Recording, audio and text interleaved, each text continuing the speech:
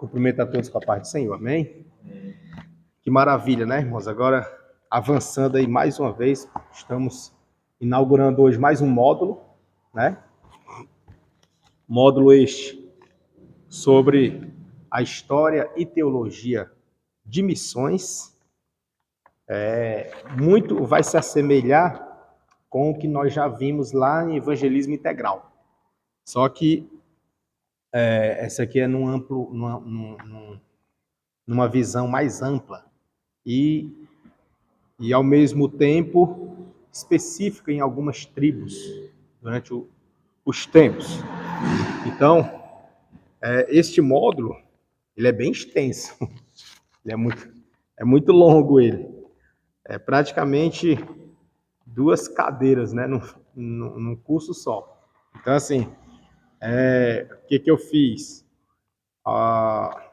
O próprio módulo, ele já sugere uma divisão, né? Tem a parte 1 e a parte 2. A parte 1, ela é composta por 12 capítulos. 12 capítulos na parte 1. E vai desde a introdução, que não vai contar, mas tem muito conteúdo nela. E aí vem a parte 1, a conquista do mundo romano, e vai até o capítulo 12, que é movimentos missionários recentes, né? E depois entra na conclusão, e aí inicia-se a parte 2, que é a teologia e missão. Na parte 1, nós vamos ver a história das missões, faltou o acento aqui, história das missões na parte 1, e na parte 2, nós iremos ver a teologia de missões, né? Teologia de missões, na parte 2.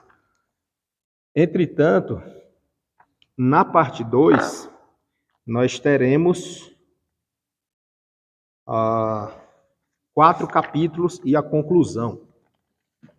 Então, o que eu propus aqui, né? O que eu estabeleci para que a gente pudesse conseguir ver todo o nosso material, né, durante a aula, esses módulos. Eu propus aqui 6 aulas, né, 6 aulas, dividido em 4 e 2. A primeira parte, que é 4, o primeiro bloco, são 4 aulas, nós vamos ver a parte 1, durante 4 aulas, tá? Que é a história das missões, certo? Então vai ser dividido em 4 aulas.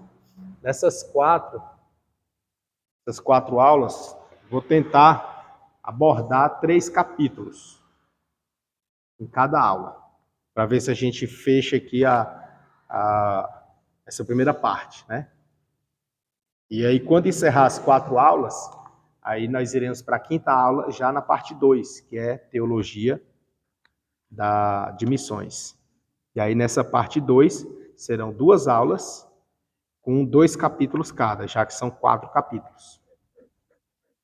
Né? Tentei dividir assim para ver se a gente consegue fechar a apostila no curso, né? Certo?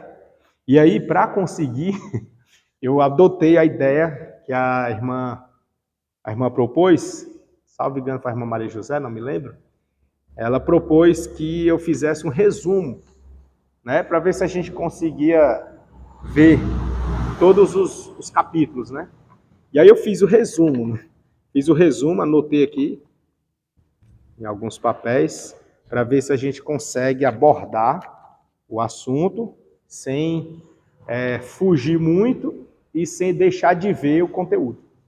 Então eu fiz um resumo, assim, só os principais pontos que eu achei relevante aqui na leitura do material. Fui vendo assim, essa aqui é a parte que é importante, essa aí eu sintetizei, fiz o resumo e coloquei aqui para que a gente pudesse ver, tá bom? Então, nós vamos dar início aqui, na parte 1, a história das missões, e já na introdução, fala sobre uma síntese da visão geral das 5 fases da história das missões, né? Então, nessa síntese da visão geral, vai falar de 5 fases. Essas 5 fases, ele pega aqui a primeira fase com a era romana, com os romanos, que vai do ano 1 até o 500.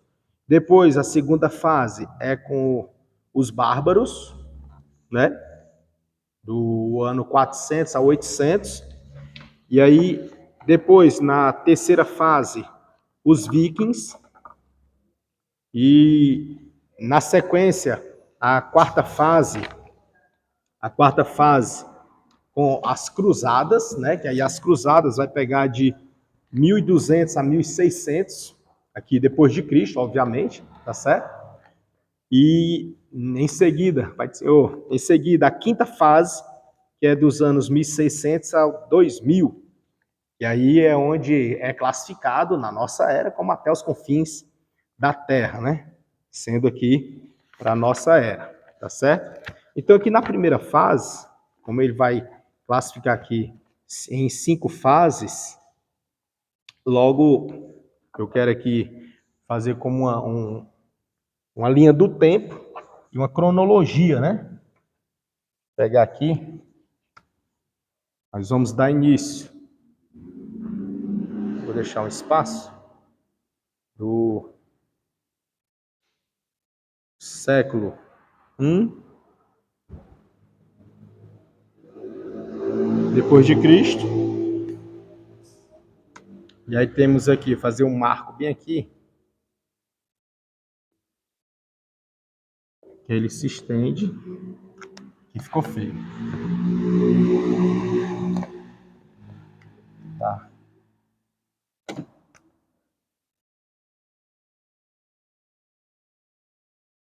E aqui será o século 21. Século 21. Tá?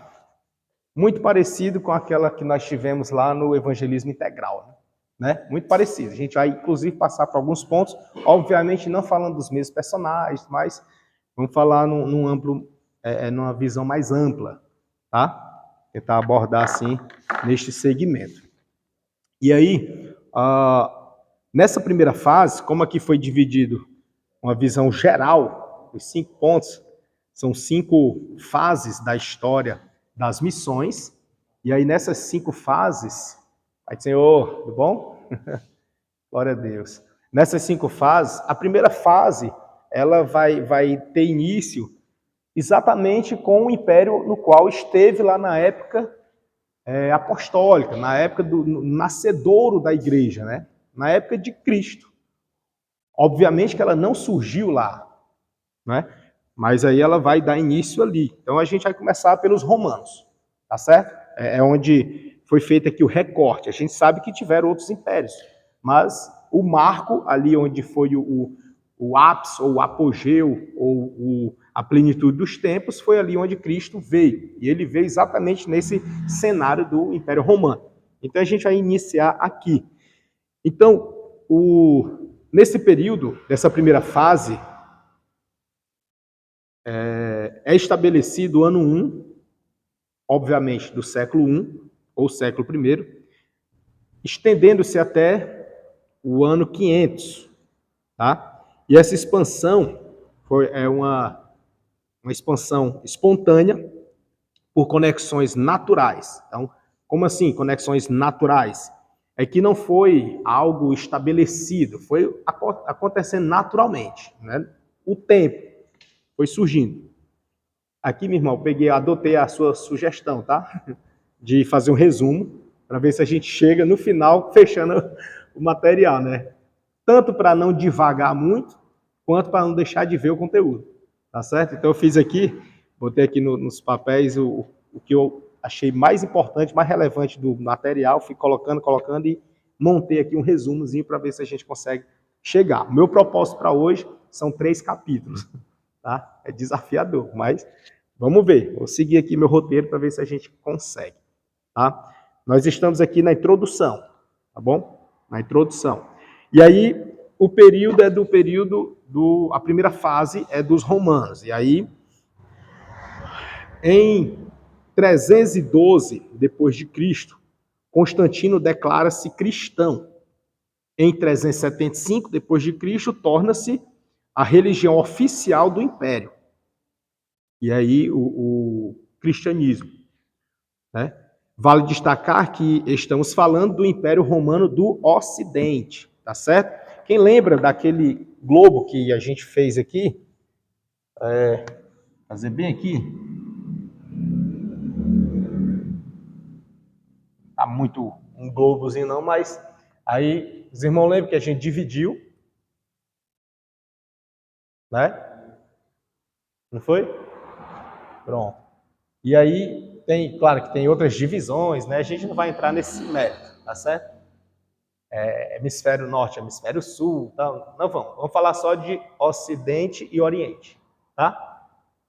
E aí a gente notou que o Evangelho, ou esse período aqui, nós estamos falando do berço, né?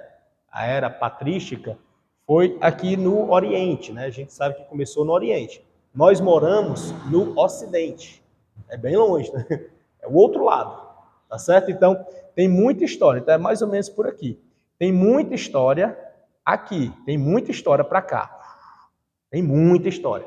Nós, para a gente estudar e tentar, pelo menos, chegar em uma conclusão, na nossa concepção, nós estudamos mais essa parte aqui, a parte do Ocidente, tá? A gente estuda mais ela. A gente, bem verdade, a gente também estuda do Oriente, mas é mais, tipo assim, no bacharel para frente. Aí vai estudar para lá também, mas por hora, o Ocidente que basta. Né? Claro que eu amplio para cá um pouquinho, algumas coisas eu vou falar daqui também. Então, a gente nota que o Evangelho ele se expandiu, e aí nessa era a época do Império Romano, e ele também se expandiu para cá, para o Ocidente. Então vamos fazer o seguinte, Roma, vou botar aqui Roma, Roma, ela fica aqui no Ocidente, na Europa, né? Porém, o seu império alcançou parte do mundo, e foi até o Oriente, né? Parte do mundo. Como aqui já caminhando para o seu final, no que nós vamos estudar aqui, já no ano 200, 300, já estava caminhando para o final, então ela já estava meio que fraca, nessa região aqui, estava fraca, e se concentrando mais aqui, tá? E aí, então, no caso, ela é um império de transição, né? Ela sai daqui do Oriente e vem se concentrar para cá, não mais como império, já perdendo a força imperial, né? E aí, nesse período, perdendo as forças imperiais, foi onde aconteceram várias atrocidades. Uns simpatizando pela fé cristã e outros abolindo veementemente, tá? Nós estamos falando aqui de Constantino, que ele aderiu. O que acontece? Alguns, por perder a popularidade, acabaram simpatizando para ver se ganhava status, ganhava popularidade. E isso fez com que abrisse uma janela para o evangelho entrar. O evangelho é muito assim, é muito dinâmico, né? E estratégico também. Se tiver adversidade, ele recua e procura outros locais para poder expandir. Se tiver aceitação, ele se instala e amplia. Tá? E aqui vai uma dica aqui para a gente, que no Brasil nós temos, por enquanto, ainda a aceitação. Então, é um dever nosso ampliar e não recuar. Né? Então, vamos avançar. Aí aqui vai nos mostrar, no nosso material, peguei daqui, fiz o resumozinho, tá? E aí vai nos mostrar que nós estamos falando do Império Romano do Ocidente, visto que durou de 27 a.C. a 476 depois de Cristo. Isso no recorte Ocidente, tá? O que totaliza cerca de 500 anos em sua fase imperial. No entanto, como eu falei agora há pouco, Se contarmos desde a fundação de Roma como cidade-estado, que foi cerca de 753 a.C., olha só o tempo, como é mais longo, né? 753 a.C., até a queda do Império Romano do Oriente em 1453 d.C., a civilização romana durou mais de 2 milênios. Então, assim, se formos contar o total, né? Desde a fundação de Roma, lá de Rômulo, né? Roma e Rômulo, que é uma teoria, né? É quase que uma mitologia, né? Assim. E aí, desde a fundação de Roma até a sua extensão, toda a extensão de civilização no Oriente, indo para o Oriente, aí dá aproximadamente uns 2.000 anos. Muito tempo. Mas se a gente for contar só desse recorte aqui, do ocidental, de 27 a.C. até 476 d.C., dá em torno aí de 500 anos. Bem novinha, né? Tipo a idade do Brasil, né? A idade do Brasil. É novo comparado com os continentes, os impérios, né? É novo. Não é muito velho não, tá? Então vamos seguir. Essa é a primeira fase, que é os romanos. Tá certo? Vamos agora para a segunda fase. Deixa eu marcar aqui. A primeira fase. Tentar dividir aqui, tentar acertar. Primeiro, século I e vai até o século VI, né? Eu vou botar aqui, contar mais ou menos aqui. Vou botar bem aqui assim. Século VI. Oi? 27 a.C., que se estendeu até 476 depois de Cristo.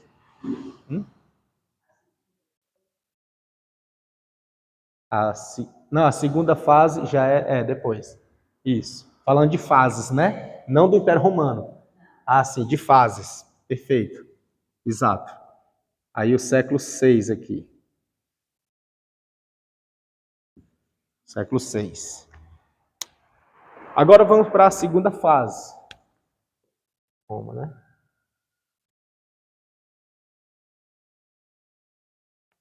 Na segunda fase, já meados do ano 400 até o 800, ou seja, do século V até o século IX, já destacado aqui, não que só existisse esse, mas o que se destacou foram os bárbaros, que após a queda de Roma, em 410 d.C., tribos como visigodos e vândalos ganham a fé através de missões, e essas missões beneditinas. Vale também destacar que, após o saque de Roma, em 410 d.C., pelos visigodos, o processo de cristianização dos povos germânicos, chamados de bárbaros, foi complexo e multifacelado.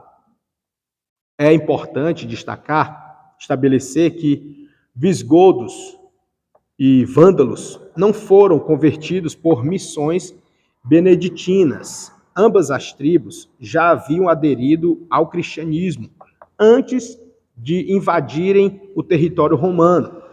Só que esse cristianismo que eles receberam não foi o cristianismo apostólico, tá? Que eles receberam lá. Eles já haviam sido evangelizados.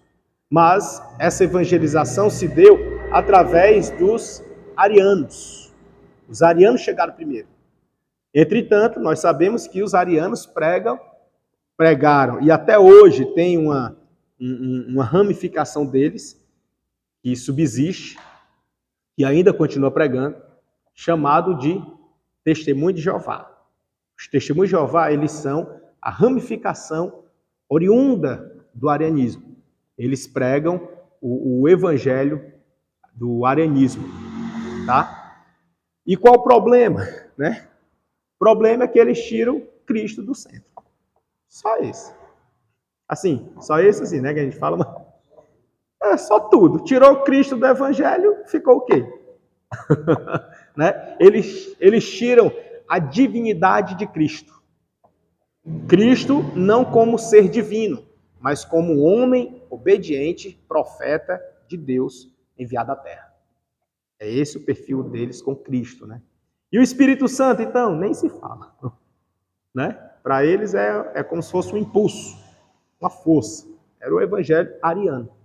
O arianismo pregava assim. E esse evangelho já tinha chegado lá, nos bárbaros. Havia chegado. Ele já, tipo assim, não, já aceitei a Jesus, tipo assim, né? Já sou cristão, já. Mas de que maneira, né? E aí é onde o evangelho precisava chegar na sua essência, né? E nisso, meus amados, aqui no nosso material, na fase 2, ele vai dizer que existia pouco esforço, porque tiveram aqui 100 anos de paz do Evangelho. Por que esses 100 anos? Não houve aceitação no Império, por Constantino?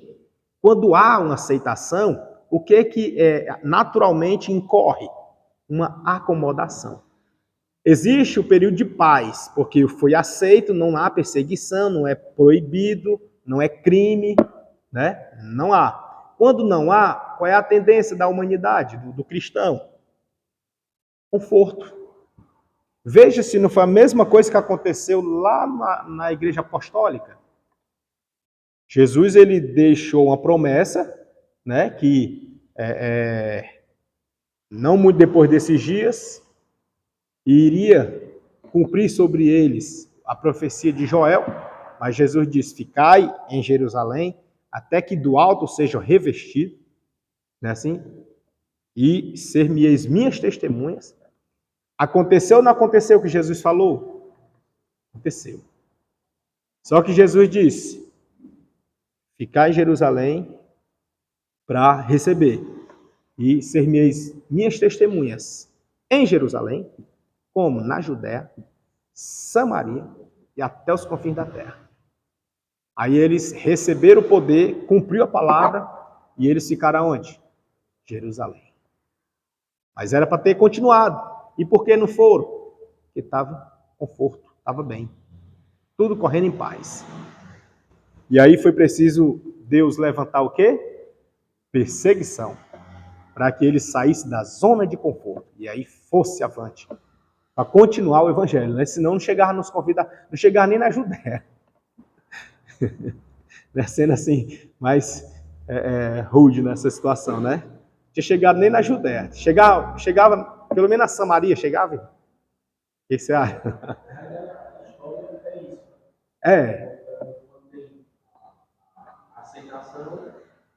Conforto. Esbravador, né? Espalhado, sai expandindo, né? E aí, meus irmãos, abrindo parênteses rapidamente aqui, já pecando com o meu cronograma, o que nos leva, no parênteses que eu estou abrindo aqui rapidamente, o que nos leva a chegar nessa zona de conforto? O que nos leva? Né? Será que é o estar satisfeito só com o que Cristo já nos proporcionou e nós alcançamos?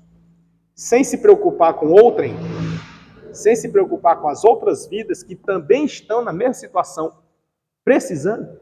Vamos lembrar de nós, por exemplo, antes da gente aceitar Jesus, ou quando, se você já nasceu no berço evangélico, quando você de fato geriu o cristianismo em si, na sua vida. Tipo assim, eu nasci no berço evangélico, mas eu confesso para os irmãos que eu me converti mesmo bem aqui, né? Então assim, analise antes. Será que não existe mais ninguém que esteja nessa mesma situação? Do nosso antes? De quem nós éramos antes de aceitar Jesus, de se converter de verdade? Será que acabou? Ou ainda tem gente lá, naquela situação, precisando de Jesus? Ainda tem, né? Ainda tem. Não encerrou com a gente. Só porque a gente aceitou a Jesus ou fomos alcançados pela graça e convertidos em Cristo, que acabou. Não, tem muita gente lá. Muita gente mesmo. E aí Cristo nos trouxe para o seio do Filho do seu amor e não nos colocou no colo. Ele nos colocou apenas debaixo das asas. Mas nos dotou para a gente ir. Em busca de quem? Dos que estão lá. Dos que estão passando pelo que nós passávamos. Dá para entender? Quantas pessoas que até mesmo têm muita vontade de vir para a igreja, só vir, e não consegue. E espera que alguém vá lá. E ninguém vai. Né? Ninguém vai. Quantas pessoas não estão clamando assim? Eu tiro por mim, não vou contar meu testemunho, que vou contar, eu tenho muita história. Mas esse trechinho, eu tiro por mim, que eu passei 4 anos da minha vida tentando apenas vir na igreja. Eu só queria ir, eu nem falava de aceitar Jesus, era ir na igreja, só queria ir. Passei, foi 4 anos tentando. Toda virada de ano eu prometia, esse ano eu vou. O ano, ó, era um piscar de olhos. Quando eu me dava conta, já estava na virada do ano seguinte. Aí eu, vixe, mano, nem fui na igreja, ó. Mas esse ano agora eu vou. Esse aqui eu vou. Oxe, mesmo que nada. Foram 4 anos. Até que um certo dia eu disse, quer saber da coisa? Eu vou é logo. Aí eu fui. Entendeu? Então assim, quantas pessoas não estão? E aí as que dão tempo vir, ok. E as que não dão? A igreja precisa ir. A igreja precisa ouvir o grito dessas pessoas. Né? Ouvir o clamor no coração delas, que as almas estão gemendo. E aí, às vezes, precisa Deus dar um despertar em nós, né? Um despertar. Que tá muito bom, não tá, nós? Pra gente não tá bom? Tá confortável ou não tá para nós? Não tá? Pois é. Assim também foi aqui, ó. Durante os 100 anos de paz. 100 anos mesmo. É muito tempo, né? 100 anos de paz. Para o cristianismo, existia pouco esforço oficial da igreja em evangelizar as nações. Tá vendo aí? Quanto esforço tinha? Pouquinho. Pouco esforço. Mas por que tinha pouco esforço se estava em paz? Estava bem. Por que não ia, né? Por conta disso. Acomodou, zona de conforto. E é um perigo, irmãos. Nós não podemos entrar. E se já estamos, saia. Saia da zona de conforto. É um perigo. É um perigo. Porque Deus, ele nos chamou com um propósito. Não tem nada da ação de Deus que não tenha propósito. Tudo tem um propósito. Tudo. Inclusive, ele nos chamar. Tem um propósito. E o propósito, ficar quieto, não é. Se acha que é ficar quietinho, não é, não. Né? Deus, ele chama para ir, sair. Então, vamos adiante. Aí, nesse período dos bárbaros, na segunda fase, né, dos bárbaros, os visigodos, eles saquearam Roma. E ao saquear Roma, esse ato deles de saquear, esse ato de invadir, deu uma sacudida. Tirou da zona de conforto. Quem? Os cristãos. Saiu da zona de conforto. E nisso, é importante esclarecer que tanto os visigodos quanto os vândalos não foram convertidos por missões propriamente dita da pregação do evangelho como do apostólico, mas pelos arianos. Os arianos chegaram primeiro.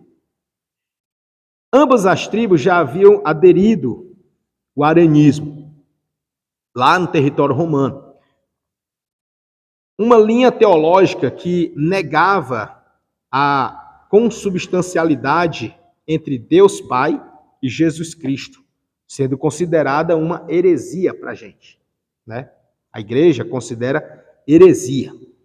O verdadeiro papel dos monges, que monges? Os beneditinos, eram monges de ordem de São Bento, na época, concentrou-se séculos mais tarde na conversão e alfabetização de outras tribos, principalmente lá na Inglaterra, para evangelizar os anglos e saxões, na Inglaterra. Então, ou seja, o evangelho chegando lá através de monges. Mas que monges são esses? Eram monges que não estavam satisfeitos com a pregação do evangelho como estava sendo pregado, né? Eram os bravadores. Não esqueçamos que Martinho Lutero era um monge, entendeu? Mas não satisfeito. Dá para entender? Então passou por esse período aqui. Esse período aqui foram os monges que pregaram. Esse período aqui, os apóstolos não existiam mais. Era agora os discípulos, outros e outros e outros. E aqui os monges beneditinos, que são da ordem de São Bento, por isso que são beneditinos, eles pregaram o evangelho, principalmente lá na Inglaterra, bem como na Alemanha, que é chamado germânicos, né? Em toda a Alemanha? Não, só do norte. Vamos ver agora um resumo cronológico com os principais nomes, tribos e épocas desse processo de conversão, tá? Processo de conversão. Primeiro, vamos falar dos visigodos e a transição para o catolicismo, certo? Os visigodos foram os primeiros a se converter, inicialmente em ariano, e se estabeleceram na Península Ibérica. A mudança definitiva para o catolicismo romano ocorreu mais de um século depois, após a queda de Roma. Então, quando Roma caiu, aí veio a conversão para o catolicismo. Isso aconteceu no final do século VI, por volta do ano 589 d.C. Na época, o rei Recaredo I, monarca visigodo, que abjurou o arianismo e declarou o catolicismo religião oficial do reino do Terceiro Concílio. Isso, irmãos, lá no Concílio de Toledo. E São Leandro de Sevilha, bispo católico, que influenciou diretamente essa conversão.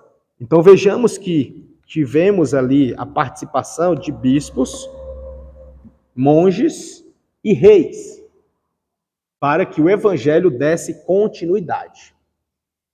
Aqui para nós, rapidinho, esse período lá da queda de Roma, para poder se estabelecer ali no início do catolicismo, para chegar no cristianismo, que na verdade já vinha o cristianismo perdurando, só que com muita perseguição, muita luta, e aí ele chega até o seu embrião, ali com Jerônimo Savonarola, depois Martinho Lutero, dando um start maior. Mas até chegar lá, nesse período ali, dos primeiros séculos, a participação direta era dos romanos. Monges, bispos e reis, imperadores. Por isso que muitos dos católicos dizem que é a primeira igreja. Mas não era a primeira igreja. Ali eles estavam com um interesse político. Não era de igreja, de evangelizar, ganhar vidas.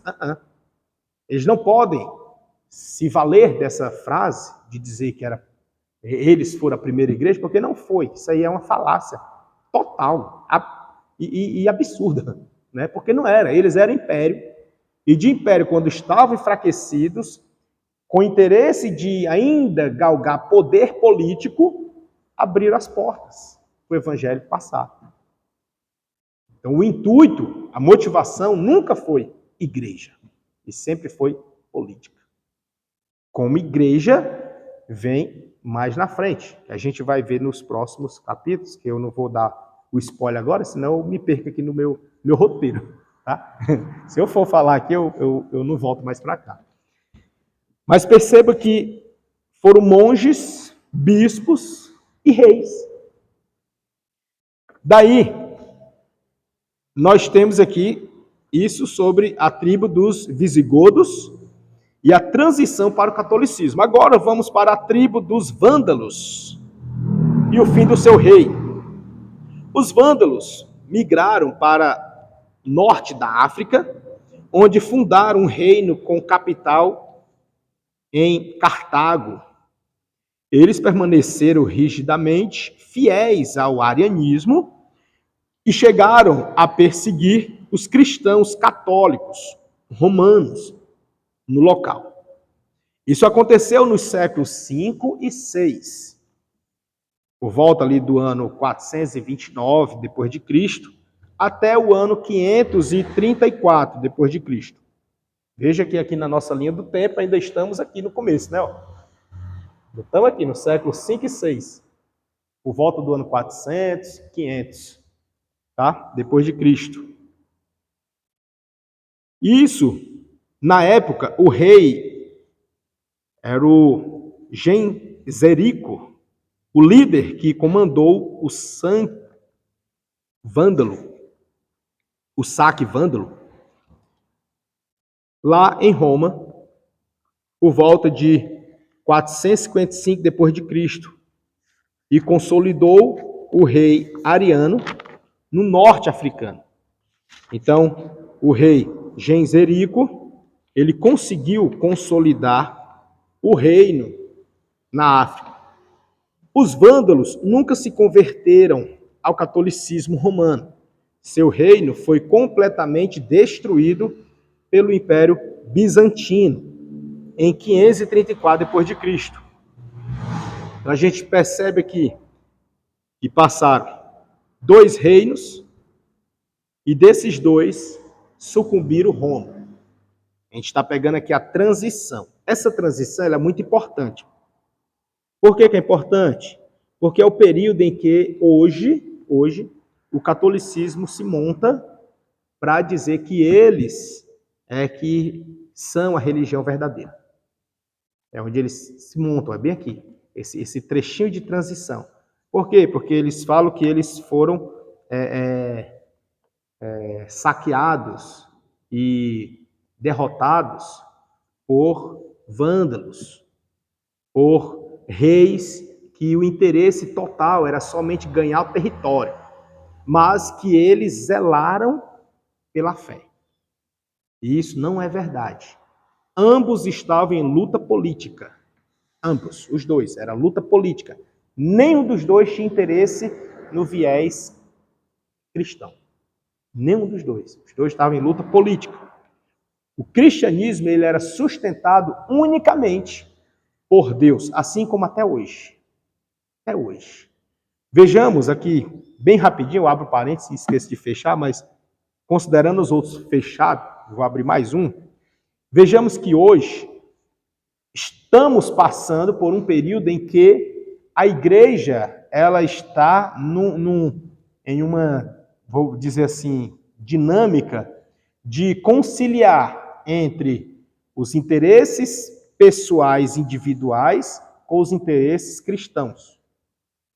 Não sei se estou me fazendo ser compreendido, mas a igreja ela está muito materialista, ela está muito visionária no contexto individual, esquecendo-se do contexto amplo espiritual, olhando muito para dentro, para si, para o meu, para o ter e para o ego, esquecendo-se do espiritual, que é o amplo, né?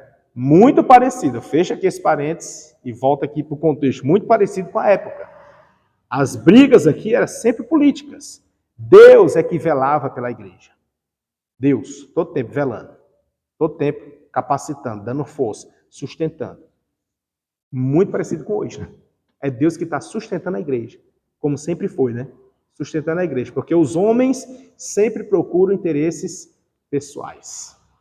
Percebo que hoje, eu queria ter falado na teologia pastoral, e não deu certo falar, mas aproveitando aqui o ensejo, nessa questão de interesses, hoje muitos pastores, eles se preocupam mais com o manter-se no poder que eu falo assim, na direção, e quando ele sente que não dá mais, ou que já está perto do seu fim, ele já procura um parente, para deixar pertinho, para poder continuar. Mas por que isso, né? Se lá no início, na igreja primitiva, na patrística, não era assim.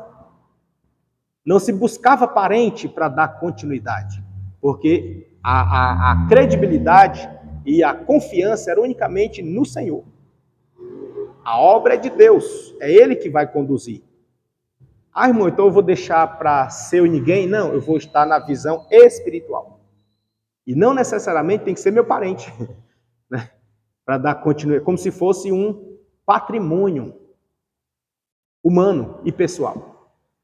E isso está muito em voga hoje, né? Está muito, mas está muito forte hoje.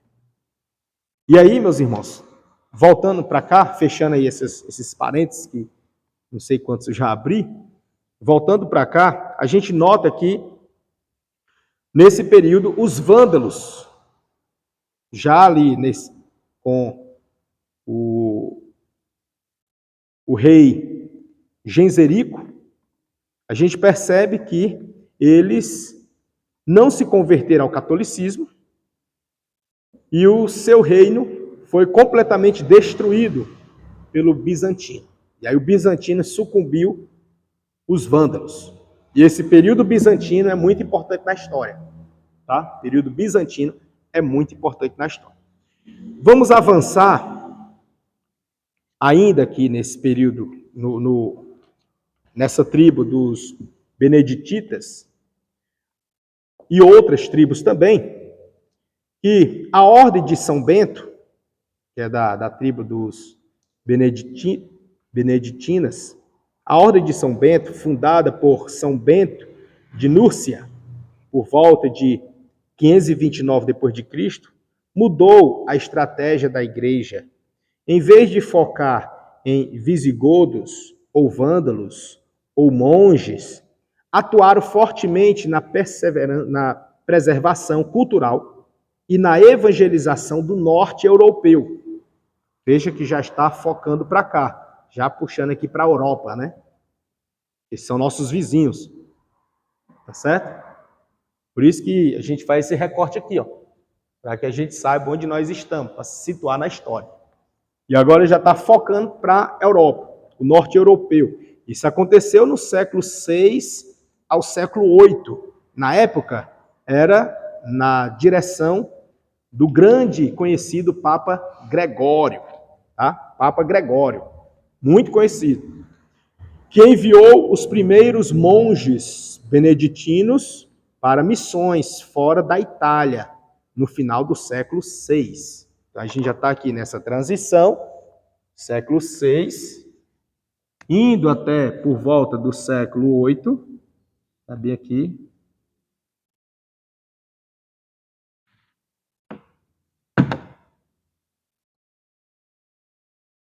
na pessoa do Papa, o grande Papa, como era conhecido, vou botar aqui,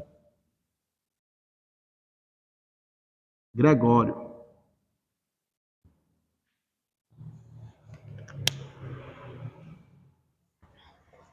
Papa Gregório.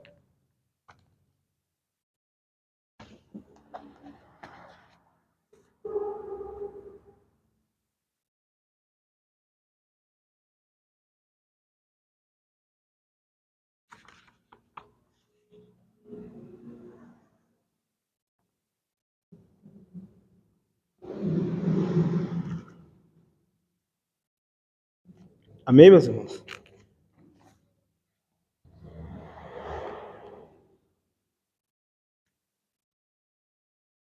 Daí, só para a gente situar, nós estamos na segunda fase, tá? Na segunda fase, só fazendo a ampliação. Daí vem, ainda no século VI, o conhecido assim, Agostinho, mas conhecido como Santo Agostinho de Cantuária. Era monge, também beneditino, ou seja, de São Bento, enviado para converter os anglos e saxões na Inglaterra. E, neste período de Agostinho de Cantuária, o evangelho ele foi pregado nos moldes do catolicismo. naquele lá das indulgências, naquele do paganismo puro, forte, inclusive, e das suas tradições da leitura do texto de costa para o público e em outro idioma. Ou seja, eu pergunto, né? Qual o efeito disso, né? Qual o resultado, né? Primeiro, eles queriam mostrar a pureza, extrema pureza, de que o povo não era digno de sequer ouvir o evangelho. Porque o evangelho era muito puro e o povo era muito impuro. Né? Então tinha essa questão. E a gente sabe que quando Jesus veio, o véu se rasgou, né? O elo, o que separava, foi tirado do meio. E aí o acesso ficou livre. Nós somos impuros? Somos. Mas se nós nos aproximarmos daquele que é puro, que é santo, que é Cristo, ele nos purifica de todo o pecado. E nos torna aptos a acessar a presença dele, a adentrarmos a presença dele. E isso através do seu sangue. Então, rendendo-se a ele, o acesso é livre, continua aberto, sim ou não, irmão? O acesso continua livre? Continua. E não se espante, né? Até hoje, inclusive, eu estava até vendo uma matéria esses dias, que existe um segmento do catolicismo que, por muitos anos, eu escutei as pessoas falarem que a igreja que não se divide, que essas igrejas evangélicas tudo esfacelada, cada um monta a sua e cada um por si. A católica não, a católica é uma só. Eu escutei muito isso aí, muitos anos. Mas quando foi agora, recente, eu vi uma matéria que não é bem assim, não. Existe uma divisão dentro da católica. Tem uma divisão. Estou buscando aqui o nome deles, né? É uma siglazinha, que aí tem a sigla é exatamente pelo significado. Aí, pois eu lembro. Se eu não lembrar nessa aula, eu vou olhar e trazer para a próxima aula. Aí essa divisão, eles ainda seguem nesse ritmo. Eles ainda seguem esse ritmo. Inclusive o Papa, Papa atual agora, fugiu agora o nome dele, ele, Leão XIV, não? O Francisco anterior, né? Eu acho que é o Leão XIV, né? Pio XII, o Leão XIV, não me lembro agora. Né? É algo dessa natureza. Eu esqueci o Papa, o título que ele se deu, né? Ele tem o nome, ele se deu um título aí, que foi de outro Papa. Aí, ele havia decretado para, inclusive, deixar mais de lado a questão da idolatria.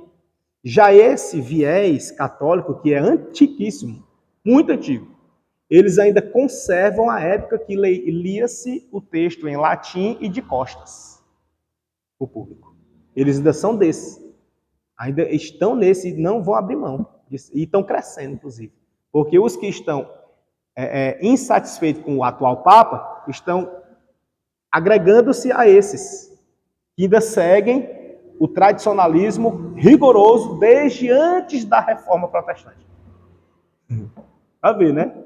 Olha aí o grande, vou dizer assim, o império falido se dividindo aí, né? E se fragilizando. Entendeu? Isso aí são sinais, irmãos, para a gente ficar atento, né? Porque podem ser oportunidades para o evangelho chegar. O evangelho genuíno chegar. Porque esses que estão aqui, ó, insatisfeitos com um lado e indo para outro, o evangelho pode pegar eles. O evangelho pode alcançar eles. Porque eles vão ver a fragilidade de um de outro e o interesse dos dois, né? E aí podem... É um potencial grupo para que o evangelho possa chegar. Tá? Vamos aqui para a terceira fase. A fase agora é dos vikings. A terceira fase é no século IX em diante, porque aqui nós já fomos com não. Deixa eu só fechar aqui o São Bonifácio, depois de Agostinho. Eu parei em Agostinho de Cantuária, né? São Bonifácio, do século 8, que é para poder a gente chegar no 9. Ainda na segunda fase, só para fechar. São Bonifácio, conhecido como o apóstolo da Alemanha. Ele era monge, beneditino também, que evangelizou as tribos alemãs, pagãs, da Turíngia e Baviera. Ele foi um evangelista nessa região, todo no viés católico antigo. E aí vem na terceira fase, agora no século 9, com os vikings. Os vikings, tá, irmãos? Os vikings, eles são invasores que destruíram centros cristãos, mas acabaram evangelizados por monges escravos e esposas de cristãos. Então, aqui na terceira fase, a gente vai ver os vikings. E eles, irmãos, foram perseguidores dos cristãos, mataram muitos. Na época deles, a história conta que não se via nem o chão, de tanto sangue. Muito sangue derramado. E corpos estirados. Então, assim, foi um período muito duro, né? Muita gente. Eles foram atraídos, olha só como é curioso isso aqui. Curioso. Eu falo curioso porque é muito parecido com os nossos dias. E veja que a igreja já viveu esses momentos e está se repetindo. Mas olha só, ele se sentiu atraído pelos templos dos cristãos. Os templos. Os templos atraíam eles. Como assim? Porque os templos eram luxuosos. Tinha ouro, tinha prata. Aí, opa, bora? Era um atrativo para eles. Veja, claro que, bem verdade, que nós temos que dar o melhor, né? Só que o melhor está se concentrando em estrutura, prédio. E o nosso melhor, irmãos, para Deus, não é estrutura e prédio. São vidas. É vidas. Não se escandalize comigo, não. Eu estou só sendo honesto a palavra.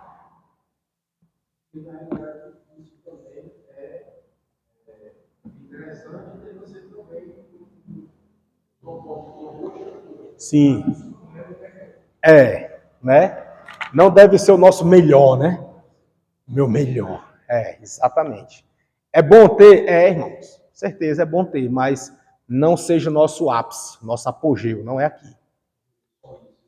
Uhum.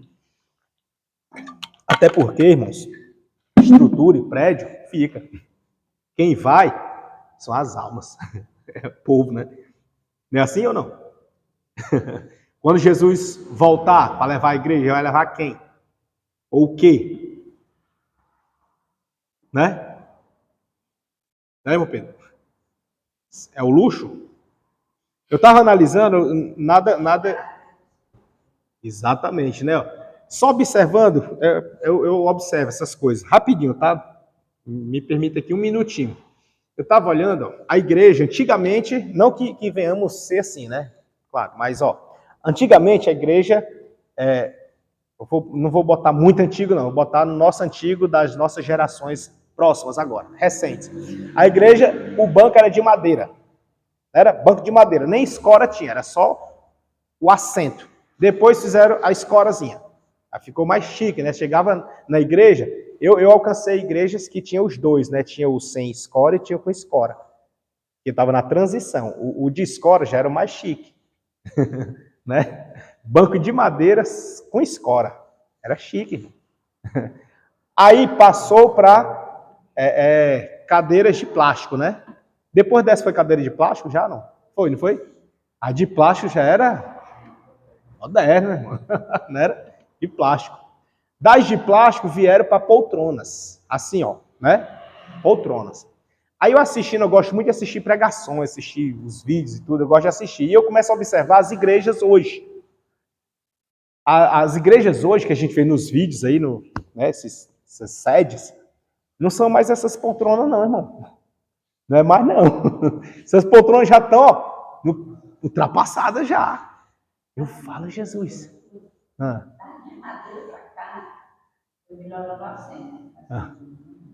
Né? A senhora já está no final, eu estou construindo para chegar lá, mas é isso mesmo. Entendeu? Está melhorando a estrutura e está diminuindo a qualidade. Entendeu?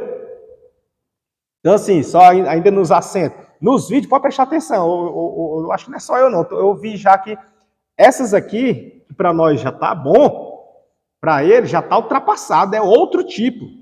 Outro tipo de poltrona.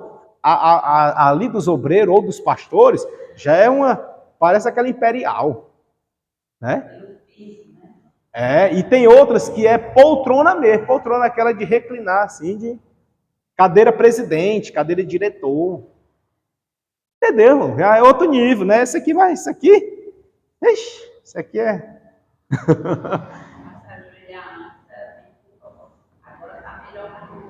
A essência da adoração, né? Então, irmãos, vejam que a gente não está muito longe, não. Né? A gente está, tipo assim, caminhando para lá.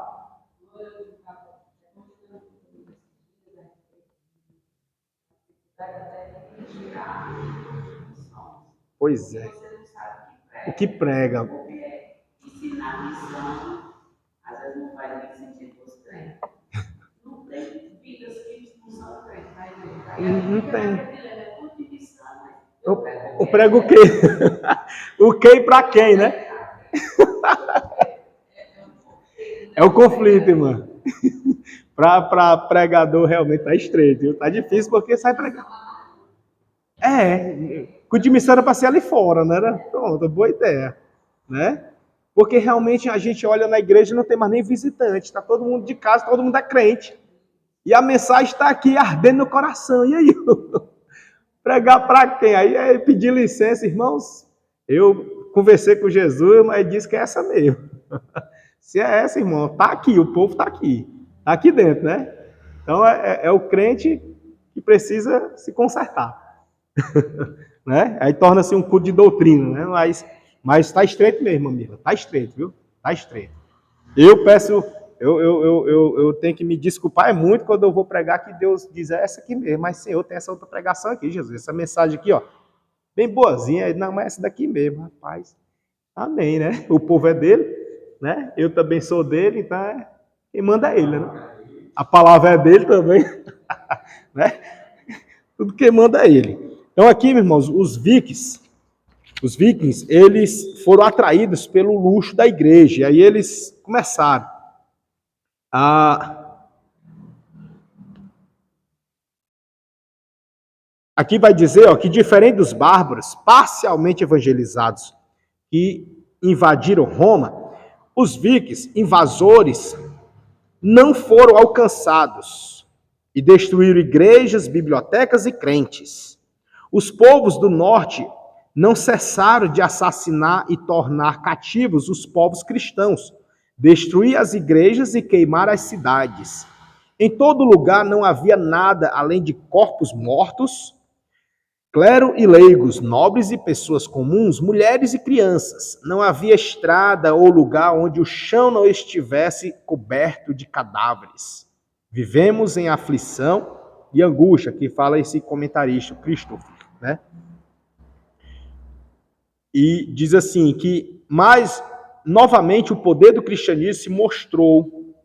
Os conquistadores foram conquistados. Frequentemente eram os monges vendidos como escravos. Olha só a situação para poder pregar o evangelho, tá, irmãos? Primeiro era vendido como escravos, tá? E as meninas cristãs eram forçadas a serem esposas desses vikings. E amantes, que eventualmente ganhavam esses selvagens do norte. Ou seja, as meninas que eram vendidas e os homens que eram escravos usavam deste meio para evangelizar. Olha aí, parecido com a gente, né? Nem de longe, né? Né? Já pensou, irmãos? E aqui entra quem, irmãos? Deixa eu ver se ele está na próxima aqui. Não, tá não. Acho que fui eu que botei aqui nos meus comentários. Que nesse ínter aí ser vendido como escravo, entra-se aquela estratégia dos moráveis, né? Entendeu? Ser vendido como escravo para um lugar que sabe que não volta, mas para poder pregar o evangelho. Entendeu? Esse é dar o melhor, é isso, né? O que nós temos de melhor? Não é a vida? Então dê a vida em causa do evangelho. Ah, eu vou me matar? Não, que aí é pecado, né? É se entregar. É entrega, né? Aí, a era viking, de 793 depois de Cristo, foi até 1066. Ou seja, do século 8 até o século 11, né? A gente parou aqui no século 8, né? Aí ele pega aqui do 8 até o 11, botar aqui os vikings.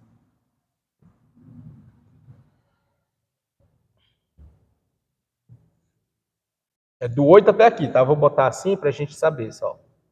Vikings. E aí essa era viking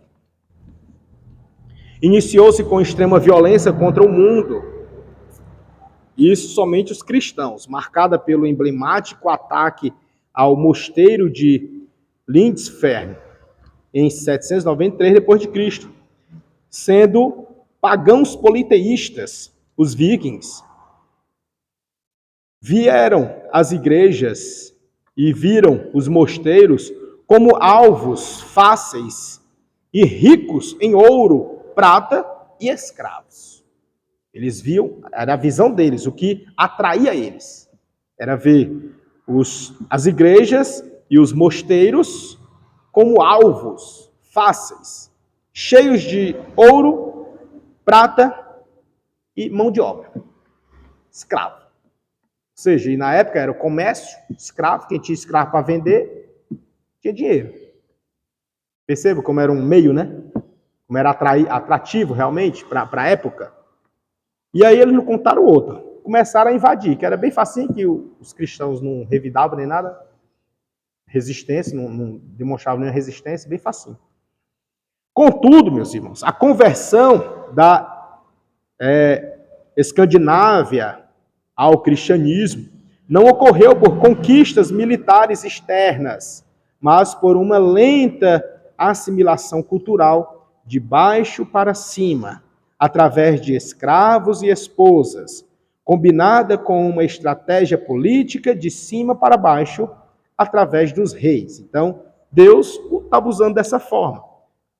Lá de baixo vinham os escravos e as esposas e amantes que estavam casando com eles, e aí ali iam infiltrando o evangelho. Na hora que estava no momento de decisão, apresenta Cristo, é a famosa mulher sábia, né?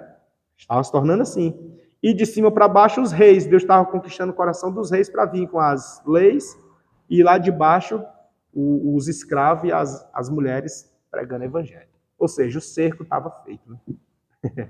Nem como Deus é estrategista, né? Mas na ótica humana, quem você seria desses? Escravo? A mulher que virou esposa do seu opressor? É óbvio que a maioria vai dizer que eu quero ser o rei, né? Mas rei só é um, viu? Só tem um. Só resta escravo, né? Como Paulo também disse que era, né, de Cristo. Precisa ser, irmãos. Daí, o processo de evangelização estruturou-se em 3 pilares principais, tá? Quais foram os pilares principais? Os monges, as esposas e os escravos, né? Bem facinho. Ao saquearem a Grã-Bretanha e a Irlanda, os vikings levaram milhares de cristãos como escravos para a Escandinávia. Muitos monges e clérigos capturados tornaram-se tutores dos filhos dos nobres nórdicos, introduzindo sutilmente a fé cristã, de forma sutil. Devagarzinho, ó. O alfabeto latino e conceitos éticos cristãos no cotidiano das famílias pagãs, foram dando espaço para o cristianismo. Olha aí, ele foi lá na alfabetização. Não é nem? Estratégia, né? Lá no início, lá no berço.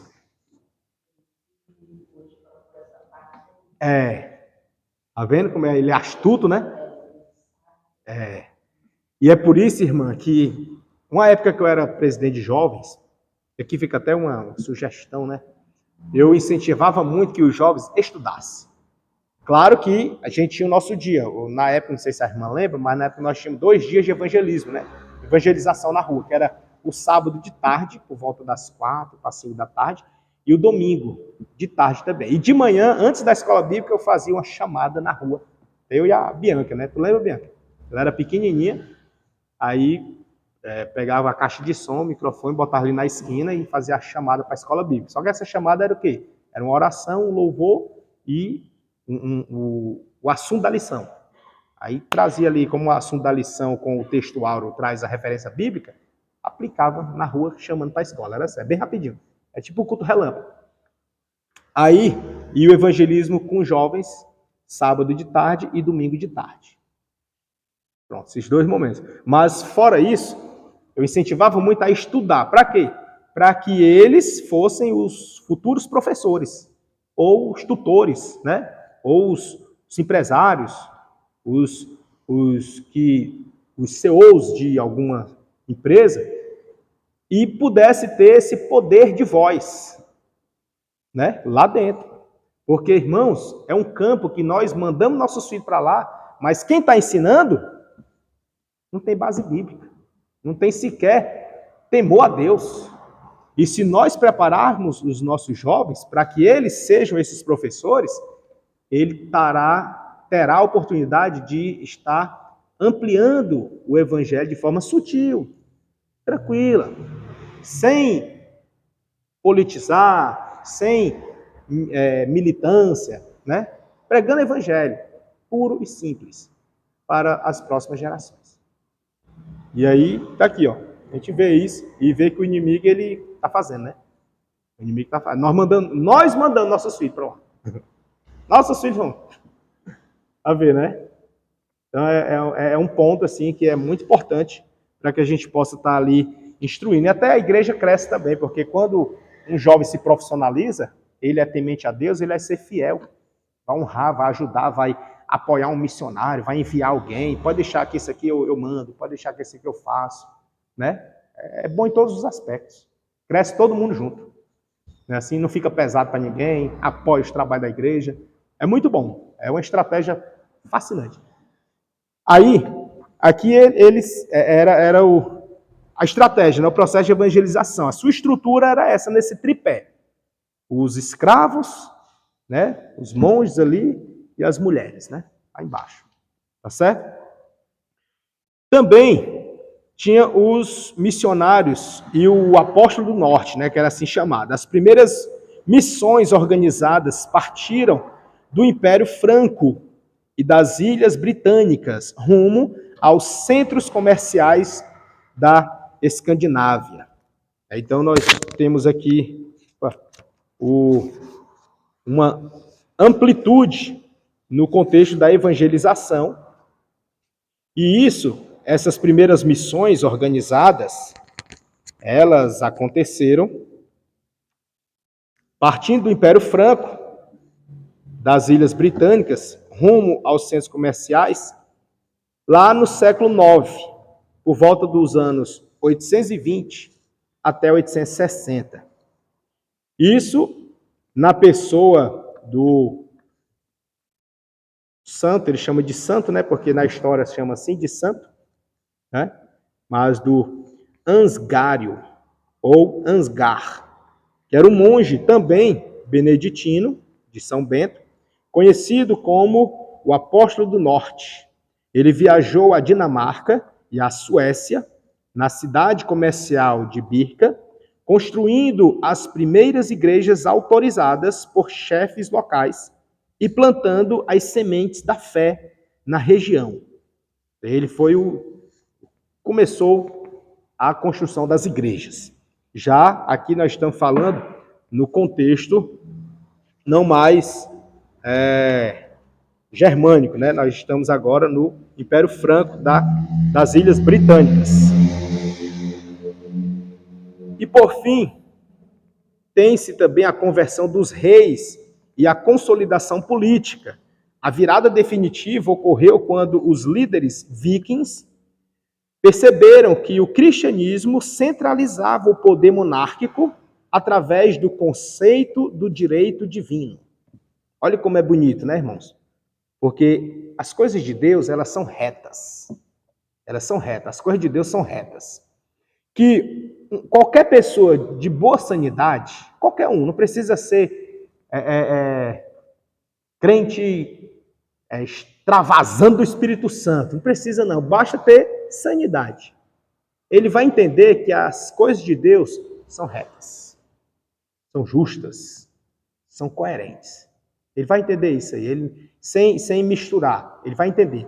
E aí os reis começaram, os vikings, tá? Os vikings começaram a entender isso, começaram a ver, vinha lá de baixo, eles começaram a ver que o escravo era fiel, o escravo não fugia, tinha oportunidade, mas não fugia, tinha oportunidade, mas não trapaceava, não subornava. Começaram a ver. E ao instigar, se a gente for ver na história, vai ver que ao investigar eles notavam, e a conclusão é que tudo isso ele faz não por respeito a mim somente, que sou o Senhor dele, mas porque ele tem um outro Senhor, invisível. Eu não sei nem quem é, mas que ele respeita muito. E aí, investigando, viu que era Deus. Deu para entender? Eles percebem, irmão, isso. E isso é muito bom, porque é a forma que nós pregamos o Evangelho. A missão, ela é pregada dessa forma. Pela nossa conduta. Conduta ilibada. Também é uma forma de missão. Né? E grande, viu? E grande. É missão. Missão, né? Primeiro, né? Ela está nas pequenas coisas. Exato, né? Primeiro, tem que viver. E o mundo está esperando isso, tá? Aqui uma dica aqui, né? Que o mundo lá fora, eles estão de coração aberto esperando isso aí. Estão esperando. O cristão que é autêntico, o mundo recebe. Eu falo recebe assim, não que você vai sair da igreja e vai para o mundo, não é isso, né? Ele recebe no sentido de ouvir suas palavras e dar credibilidade. É nesse sentido. Vamos avançar aqui, né? Aí, irmãos, essa virada definitiva com os líderes vikings se deu nesse contexto. E aí se expandiu no que diz respeito aos líderes, aos reis, aos marechais, a esse povo. Começou-se então lá na França, começou-se aqui para nós, né? Tá? Lá na França, em 1911, o líder viking, Rollo, recebeu terras do rei francês, originando a Normandia, sob a condição de se converter ao catolicismo e proteger a região de outros invasores. Ou seja, eles começaram a abrir mão do que eles tinham como que prioridade no contexto religioso ou perseguidor e já aderiram ali o catolicismo de início, né? Que aí depois é que vem o protestantismo. Dá para entender? Porque vem esse período, lembra que aqui a gente está ainda... É tipo assim, a gente desceu, vou fazer uma ilustração aqui bem básica. É como se a Bíblia diz que a plenitude dos tempos é a aparição de Cristo, né? Então, se Cristo veio, vou botar bem aqui assim, ó, subindo, ó, aqui é o início. Se Cristo veio na plenitude dos tempos, logo implica dizer que depois daqui vai descendo de novo. Até que um dia a igreja, seja arrebatada. Os irmãos entendem isso aqui? Dá para entender assim? Perfeito. Então, se Cristo está na plenitude dos tempos, está no topo, então aqui, irmão, foi só o declínio. Declínio. E aí chegou assim num nível baixo. Né? Então, esse período aqui, por isso que ele foi convertido ao catolicismo, mas para o nível que está, Era bom. É para dar graças a Deus, que pelo menos estava no catolicismo, que dali era um passinho para o cristianismo. Né? Estava tipo simpatizando. Veja que eles são simpatizantes, né? A fé.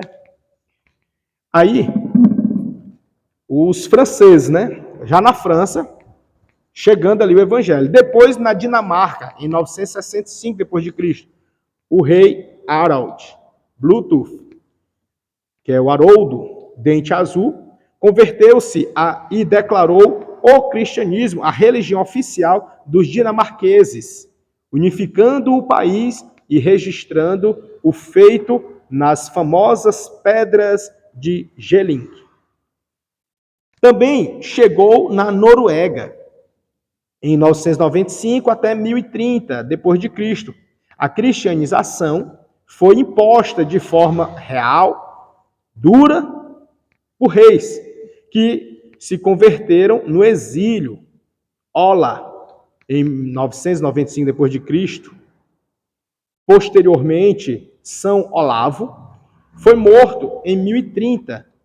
Usaram a força militar para destruir templos pagãos e batizar a população. Né? Eles destruíram os templos pagãos e batizaram a população em nome do cristianismo. Dá para entender? Claro que esse período aqui, com da Noruega, já foi forçando, né? Porque o rei entendeu que era correto, era direito, seguir o cristianismo era uma lei real, né? Reta. Também na Islândia, no ano 1000 depois de Cristo, a conversão ocorreu de forma pacífica com uma decisão parlamentar no Althing, permitindo que os rituais pagãos continuassem existindo em âmbito privado para evitar uma guerra civil.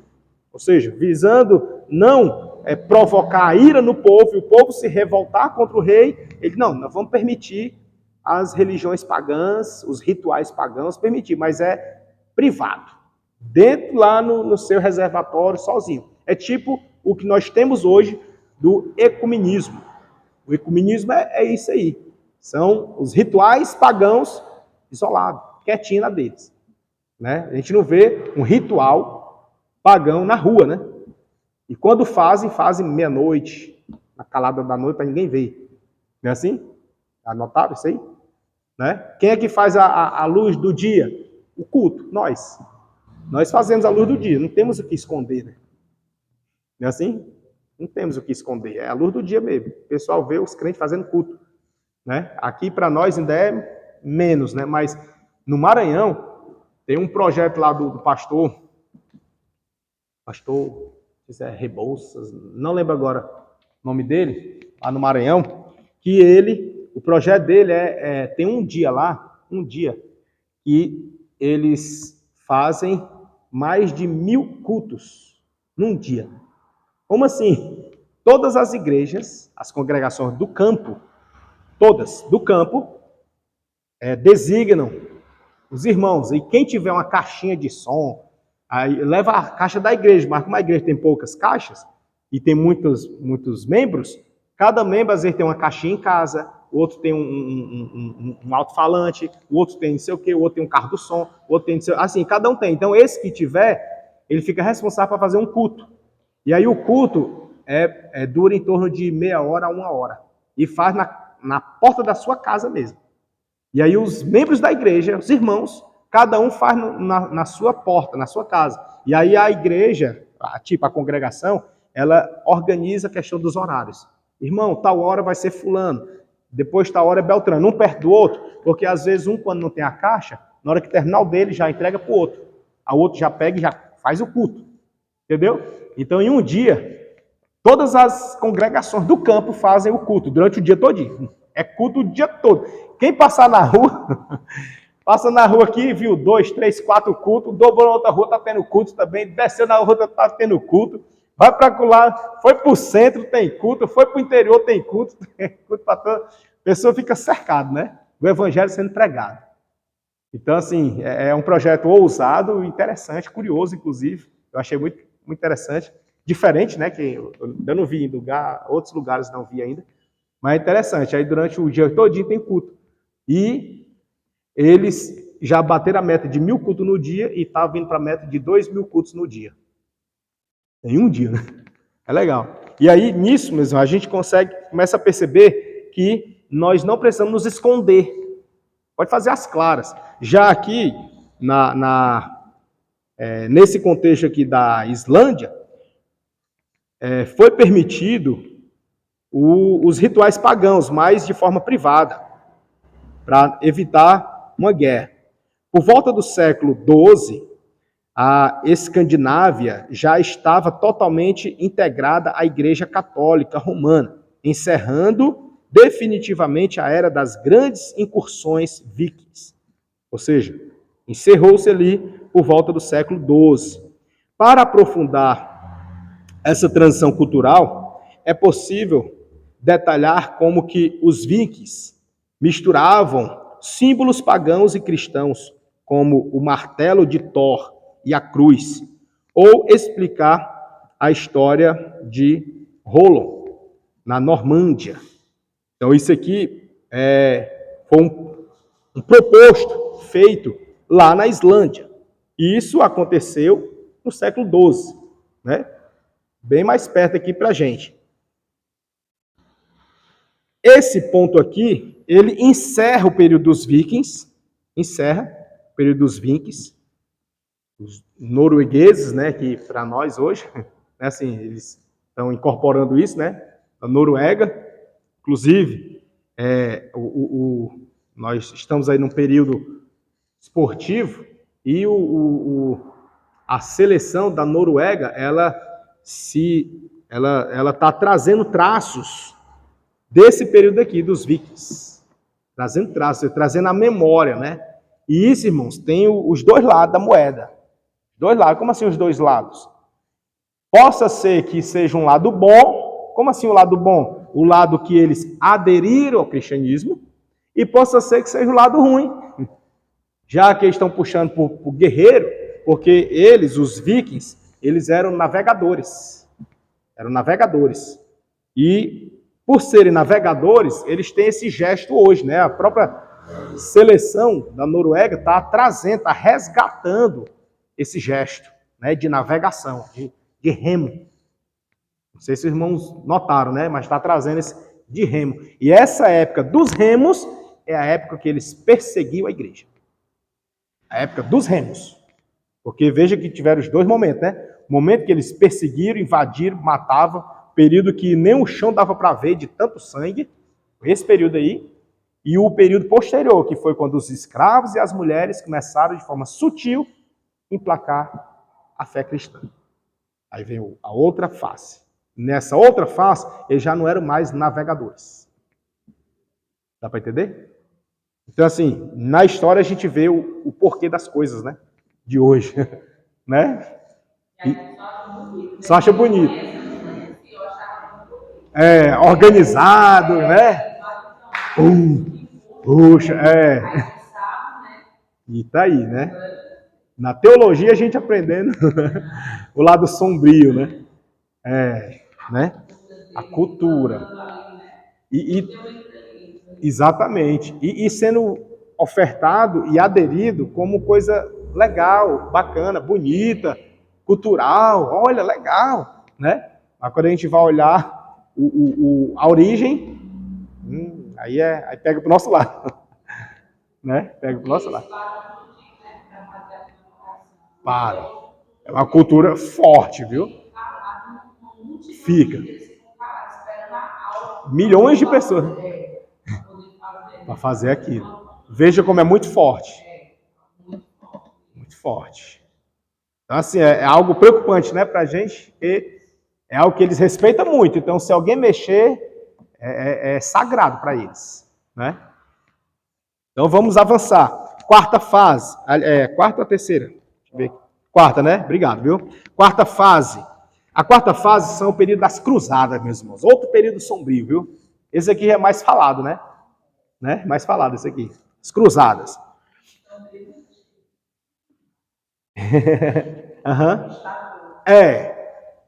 Porque a gente está falando da missão, né?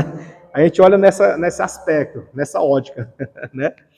Então vamos aqui, nas cruzadas, aqui no nosso material, foi por volta do ano 1200 a 1600, ou seja, século XIII, que a gente encerrou aqui no 12 com os vikings, né? Século XII com os vikings.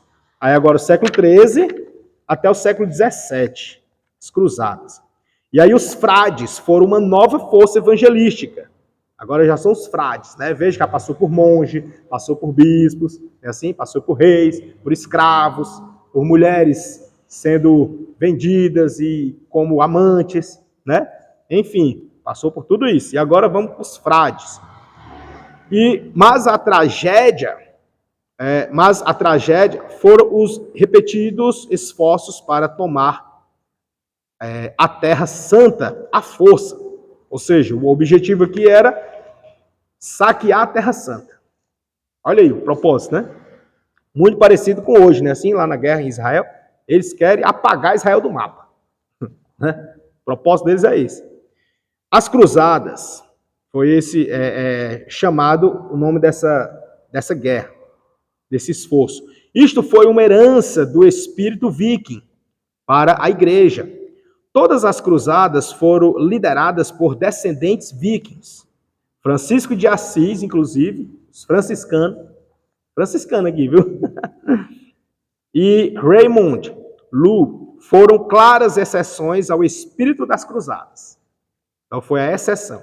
O julgamento veio desta vez sobre o império, não por invasores humanos, mas em 1346, pela peste bubônica, que durou 40 anos. De um terço, a metade da população da Europa morreu, e os mais atingidos foram os melhores, 120 mil franciscanos, somente na Alemanha. Para ver, né, irmãos? Como é que, assim, a exceção das cruzadas foi o que foi atingido, né?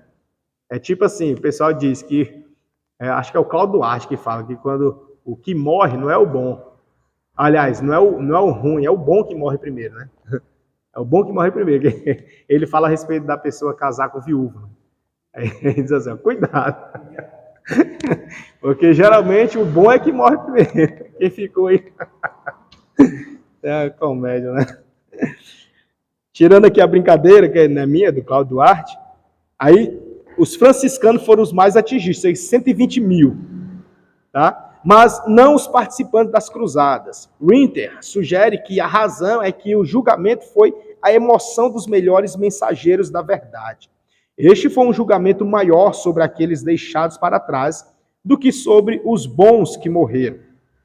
A recuperação levou à reforma e à fase final, que enviou o evangelho ao redor do mundo com os navios de comércio e conquistas, né?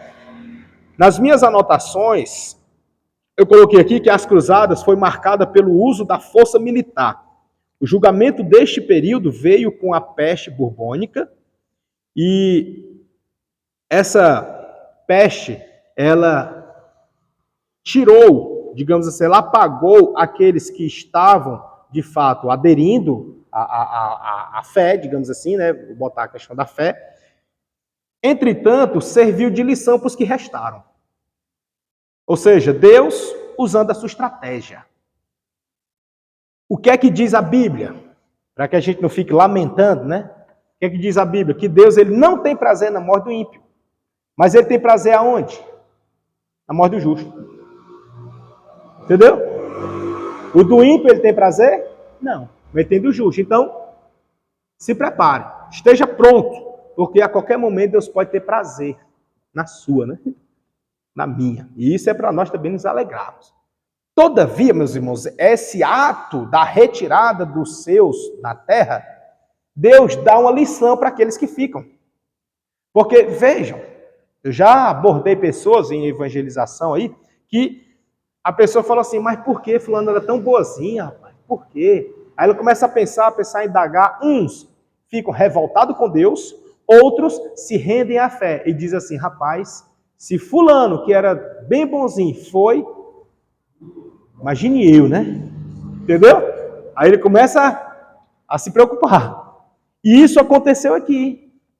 Possa ser que nesse período aqui, dos componentes da cruzada, eles, ao verem cerca de 120 mil franciscanos, né, assim, as pessoas que pregavam o evangelho, estavam ali de forma piedosa, partiram, foram atingidos eles, não, eles começaram a se comover com aquilo. E aqui o texto vai dizer, foi bem claro, a recuperação levou à reforma e à fase final, que enviou o evangelho ao redor do mundo. Tá vendo? Então assim, veja que para ele se recuperar daqui, isso foi expandir o evangelho. E pode perceber, meus irmãos, que o evangelho, no curso da história, ele cresce nos momentos de aperto. É no momento de angústia, de perseguição. Por incrível que pareça. Eu não sei se a nossa geração vai ser diferente. Mas na história, foi assim. Momento de angústia, foi que o evangelho, cresceu. Momento de aperto, o evangelho, expandiu. Hã? Igual a gente. Nós crescemos por desafios, né? Ora mais. Não é assim? É no momento é no deserto, né? É no deserto que a gente se aperfeiçoa em Cristo, que a gente busca mais a Deus, é no deserto. Quando as coisas estão indo bem, a gente tende a relaxar. A gente tende a achar que está normal, que não, Deus está cuidando de mim, maravilha. Mas a gente não pode esquecer que os dias de luta podem chegar e eu preciso estar pronto, estar preparado. Avançando aqui, meus irmãos, para a quinta fase. A quinta fase é dos anos 1600 ao 2000, até os confins da Terra, né, no caso. E aí, eu vou aqui para o meu resumo, porque não vai dar tempo a gente ler os dois. No meu resumo, eu botei aqui que até os confins da Terra teve o início das missões modernas com a Sociedade Missionária Batista, de 1792. Eu estou avançando aqui, mas esqueci de fazer o acompanhamento aqui, né? Aqui é o século XI, nós já passamos do 12 até o 16, né? Século 12 até o 16. Eu vou botar aqui o numeral para ficar melhor aqui. Se botar o algarismo romano vai tomar muito espaço. 16. E agora nós estamos do século 17 até aqui o 21, né? Que é do ano 2000.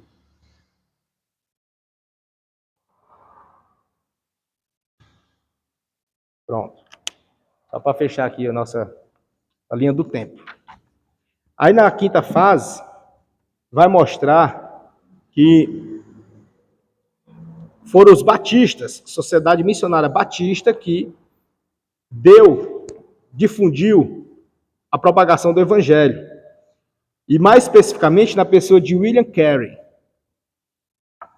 A missão avançou através de conexões naturais e crises severas, provando que a redenção divina supera as tragédias humanas. E isso a gente pode perceber até na Bíblia, né? Em Mateus 28, do 18 ao 20, vai falar sobre a grande comissão, como uma expansão, né, da ordenança divina. E aí, nós temos aqui a missão na igreja primitiva, no século I. O movimento começou em Jerusalém, estruturado em visão mundial e poder espiritual. A perseguição serviu como instrumento de desaglutinação, forçando a igreja a alcançar Samaria. E isso ela chegou através de Filipe. Filipe foi para lá, né? E os gentios foi alcançado por Pedro e Cornélio. Pedro teve aquela visão, não é assim? Para poder chegar no gentio. E até ele ficou surpreso. É ele, né? Deus estava trabalhando ele e o Cornélio. Também Paulo estabeleceu igrejas em 4 províncias romanas, entre os anos 40 e 60 depois de Cristo. Jerusalém serviu de base, mas Antioquia, nos anos 40 depois de Cristo, foi a primeira a enviar missionários transculturais, destacando a importância dos relatórios e da retaguarda da oração. Lá em Atos 1:8, a gente vê essa ordenança, né, e estratégia geográfica e descida e revestimento do poder do Espírito Santo. Foi lá onde tudo começou. Nós temos também aqui o período de perseguição e os mártires. Nós tivemos aqui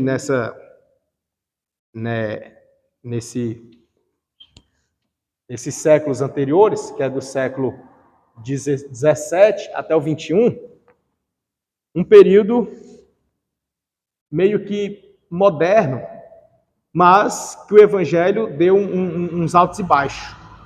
Mas a gente vai perceber que desde o início a igreja sempre passou por isso.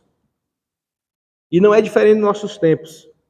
Aqui, por exemplo, no período de perseguição, lá do século I ao século IV, já na página 12 aqui do nosso material, em diante, nós podemos ver que o cristianismo cresceu pelo heroísmo sob os imperadores como Nero, o cristianismo cresceu bastante, e Marco Aurélio. Mas como assim, irmãos? Porque esses homens, eles provocaram perseguição, de modo que a igreja expandiu. Entendeu? A igreja foi expandir. O Marco Aurélio foi no século II, e em seguida tivemos o sétimo Severo, conhecido como Severo, no século III.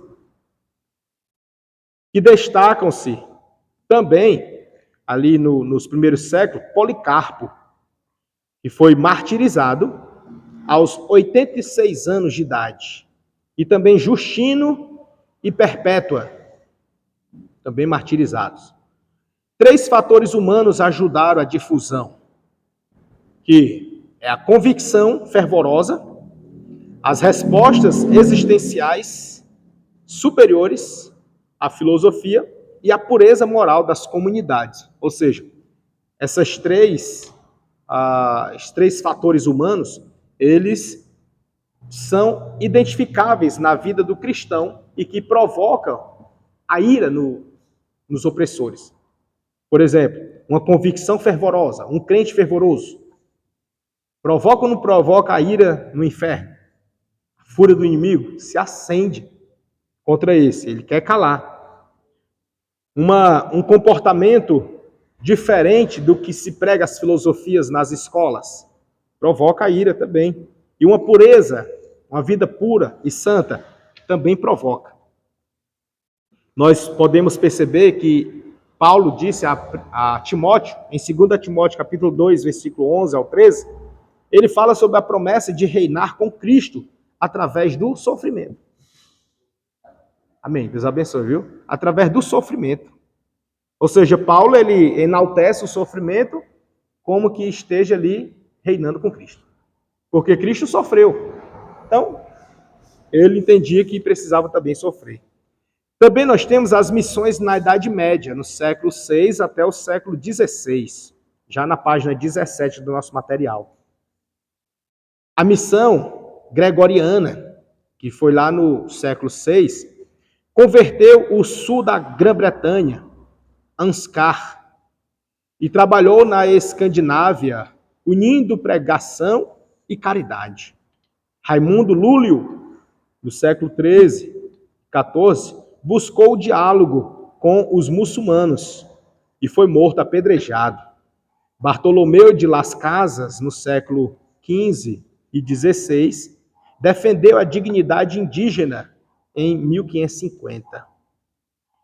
Enquanto as cruzadas tentavam expandir a fé pela força militar, no século XI e XII, missionários como Francisco de Assis, que realizou viagens entre o século XIII e XIV, focaram na pobreza e na simplicidade para alcançar os líderes, reis e autoridades. Em Romanos a gente vê, Romanos 15, 23 ao 28, o desejo de Paulo alcançar novas fronteiras, como ele menciona lá em Romanos, de ir para a Espanha, né? O plano dele era de ir para a Espanha. Não chegou lá. Se tivesse chegado, acho que ele ia chegar para o Brasil, não era descoberto, mas já tinha gente. Aí ele chegasse no Brasil. Não é assim? Vocês vão entender, né? Daí nós temos também o movimento morável e o Grande Despertar, chamado de o Grande Despertar, no século XVIII, já na página 23 do nosso material. O conde Zinzendorf, do século XVIII, 1700 até 1760, fundou a aldeia de Herrnhut, esse nome eu não sei falar, Herrnhut, é uma aldeia, em 1722. E em 1727, ou seja, 5 anos depois, iniciou-se a Vigília dos 100 anos. Ou seja, foi fundada a aldeia, em 5 anos já começou o projeto de vigília. É rápido, né, irmãos? Assim, eu falo rápido porque, claro que naquela época não tinha muitas distrações, né? Hoje a gente tem muita distração, muito entretenimento. Hoje se tem muitas coisas que atrai lá fora, né? Que chama lá para fora. É muita coisa. Aí isso faz com que a gente perca tempo. Faz com que a gente seja mais lento. Eu sei que não tem nada a ver, mas estou me lembrando agora e vou comentar. Eu gosto muito de extrair lições por onde eu passo. Em tudo que eu vejo, eu gosto de extrair lição. Eu não sou muito de assistir filme, não, mas teve um que eu assisti na minha juventude. Não, foi logo quando eu casei, nos primeiros anos quando eu casei. É um filme que eu não lembro bem o nome, eu acho que é Triplo X. Não lembro se foi esse. Acho que é, mas não lembro se é esse mesmo. Aí, o protagonista, ele está investigando uma máfia. E aí, quando ele investiga e vai lá para dentro, ele encontra com uma mulher lá. E ele desconfia dessa mulher porque ela estava como namorada do traficante. E aí ele, em um momento de embate com ela, ele percebe que ela é da polícia.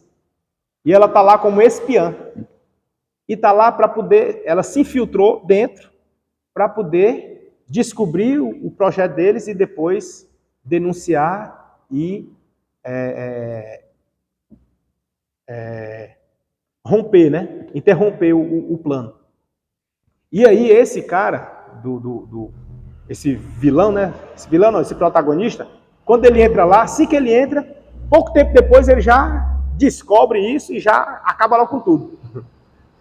Aí quando ele descobre que ela também é investigadora e tudo, aí ele diz assim, como assim? Ele fica surpreso, como assim? Você é da polícia e você está... Aí ela, é porque eu estou investigando para poder acabar com isso. Aí ele diz assim, mas você tá querendo acabar com o quê? De cansaço? É de velhice? Né? Porque esse tempo todo você está aqui e ainda não fez nada, não agiu. E ele já chegou acabando com tudo. Então assim, aí eu extraí nesse filme a igreja. O crente, né? O crente que é meio que 007, né? E o crente determinado, né? Quem nós somos? Desses dois, né? Nós somos aquele que está lá dentro há muitos anos, lá só estudando, só pesquisando, só olhando, só maquiando, só... Ou nós somos aquele que chega e declara o evangelho, né? Porque se nós formos esse que está lá, tudo bem. Nós acabamos de ver aqui que os escravos, né, estavam de forma sutil pregando o evangelho. Mas se nós estamos num país que, graças a Deus, não é proibido, não tem o que ficar ainda ali na maciota, né, como diz o cearense.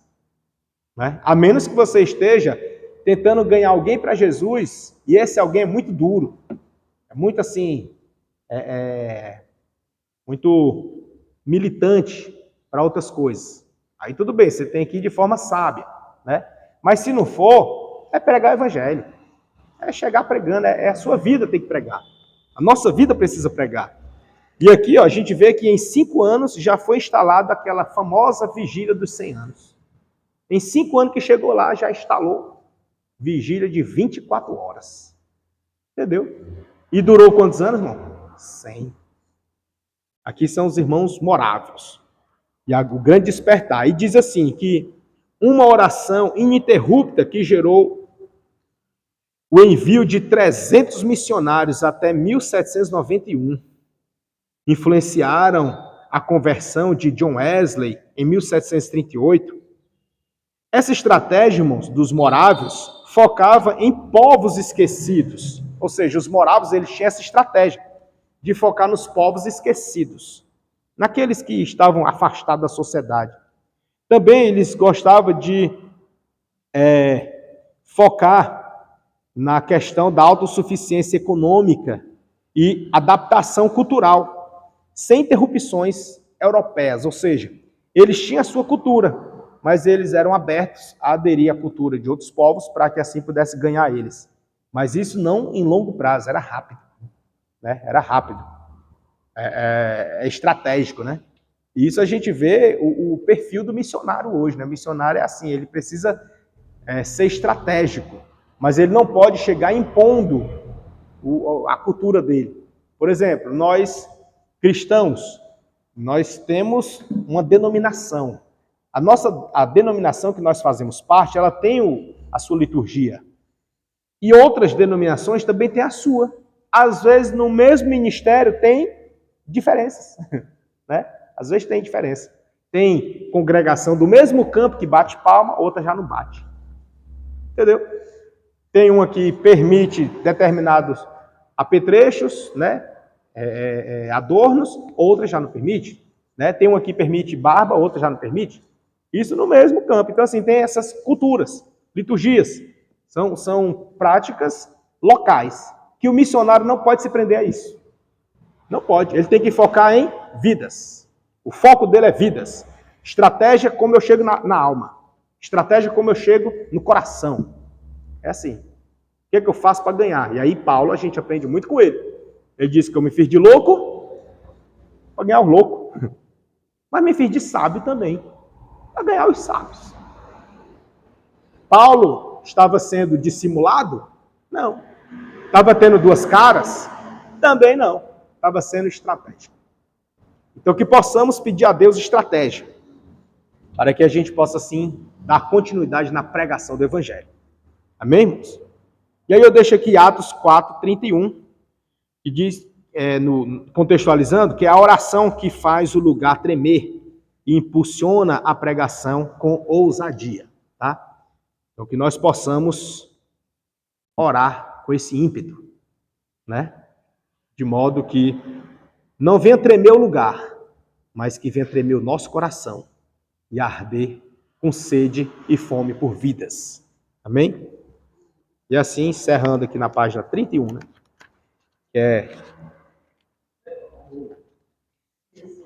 Deu certo esse resumo? Deu para chegar, né? Pode encerrar, viu? Foi a sugestão da irmã.